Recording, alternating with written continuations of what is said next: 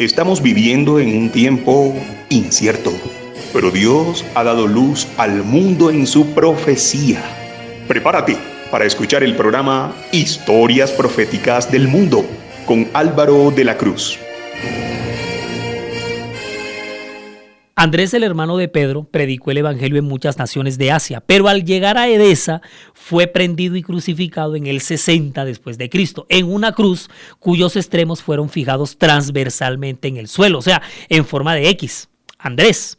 La tradición nos dice que durante los 3 días en que él estuvo agonizando en la cruz, predicó a las multitudes hasta que su voz se apagó. En todo tiempo de su predicación exaltó contundentemente la cruz. Por eso es que del martirio de esta manera de Andrés es que va a surgir la expresión la cruz de San Andrés. Allí mismo en Edesa, pero en el año 72 después de Cristo, el que también es martirizado es Judas Tadeo, hermano de Jacobo. Él y Simón el Celote se dedicaron a recorrer todo Persia predicando el cristianismo. Y fueron muchos de sus habitantes los que fueron convertidos gracias a la obra misionera de ellos dos. Pero fueron sorprendidos por 2 hechiceros paganos de nombres Saroes y Arfaxad en toda la entrada de la ciudad de Soamir.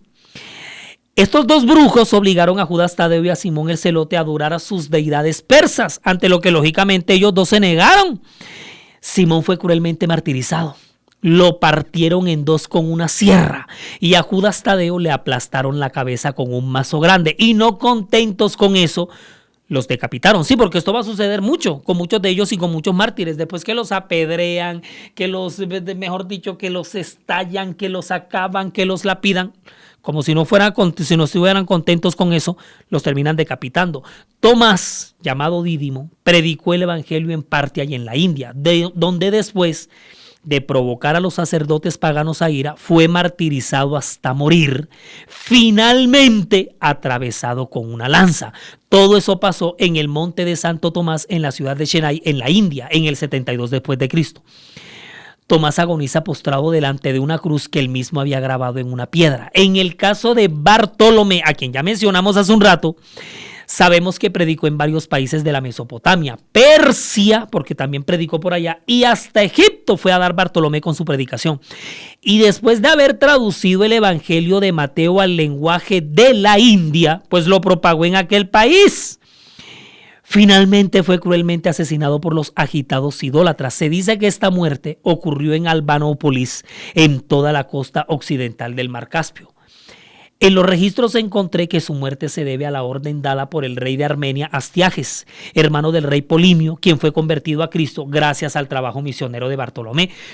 Todos esos sacerdotes de los templos paganos persas notaron una grandiosa deserción de sus seguidores por convertirse al cristianismo predicado por Bartolomé. Y lo que hicieron fue presentar una acalorada queja ante el rey Astiages.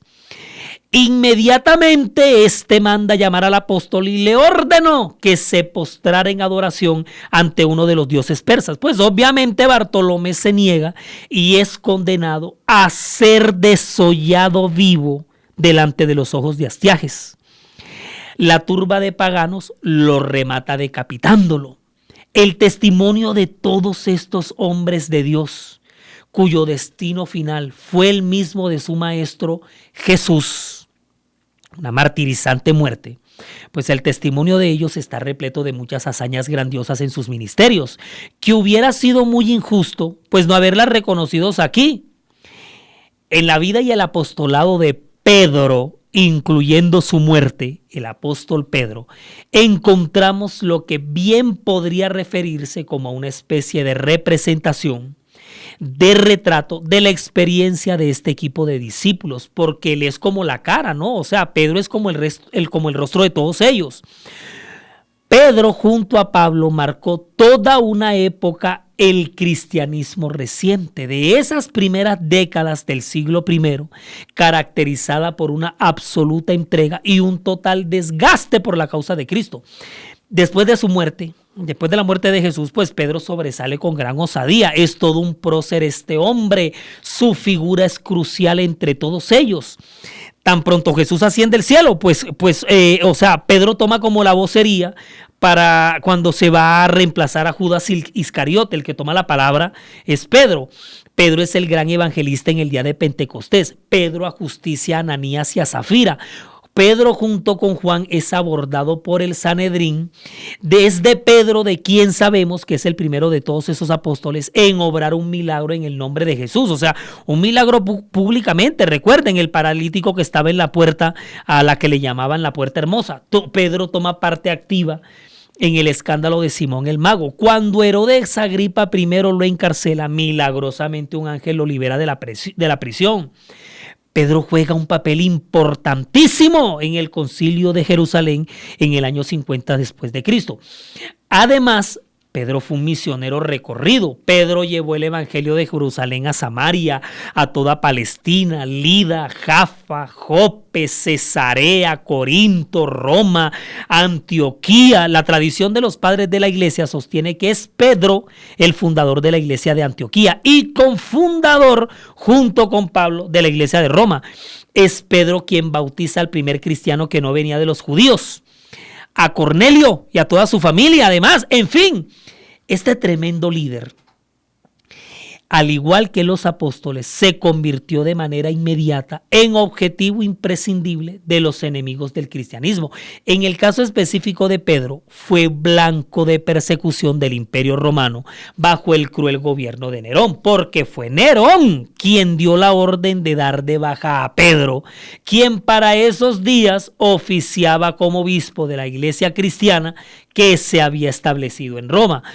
O sea, en la boca del lobo, nada más y nada menos. La muerte de Pedro se da poco tiempo después del incendio de Roma en el año 64 después de Cristo. Que tanto hemos mencionado ese acontecimiento aquí.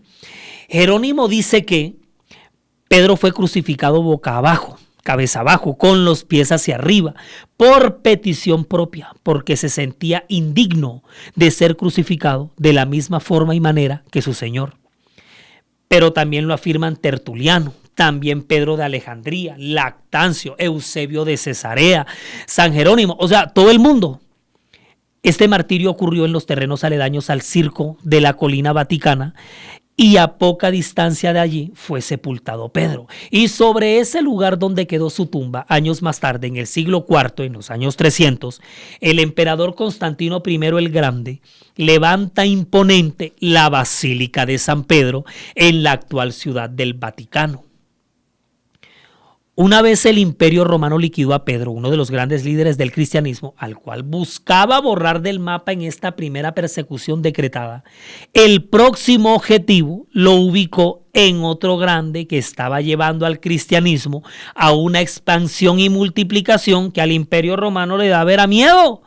Un prominente e influyente líder de los judíos recientemente convertido a Cristo, Saulo de Tarso, quien ahora pasa a ser conocido mundialmente y para la historia como Pablo, siervo y apóstol de Jesucristo. Para el próximo episodio les invito a que busque su mejor ubicación porque la cosa va a estar de nivel extremo. Vamos a ver el heroico ministerio del mayor evangelista de todos los tiempos después de Jesús. Pero también vamos a ver en el próximo capítulo su persecución y martirios en los días en los que el jinete del caballo bermejo del segundo sello del Apocalipsis derramaba la sangre de la fiel iglesia cristiana.